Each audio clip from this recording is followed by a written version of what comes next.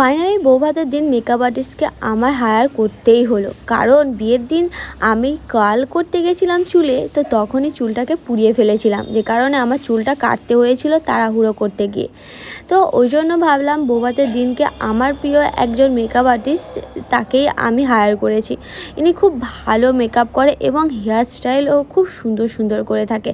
তো তোমরা চাইলে তোমরা অবশ্যই আমার কমেন্ট বক্সে কমেন্ট করো, এনার আমি ফোন নাম্বার আমি তোমাদেরকে দিয়ে দেবো। আর চুলের স্টাইলটা এত সুন্দর হয়েছে, তোমাদেরকে দেখাই, দাঁড়াও, তোমরাও তো অবাক হয়ে যাবে। দেখো চুলের স্টাইলটা কত সুন্দর হয়েছে।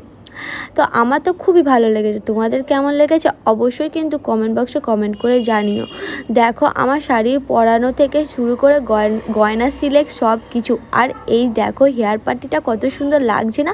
আমার মনে হচ্ছে আমি নতুন বইয়ের থেকে কম কিছু যাচ্ছি না, যেন মনে হচ্ছে নতুন বইয়ের পাশেই আমাকে বসতে হবে। অবশ্যই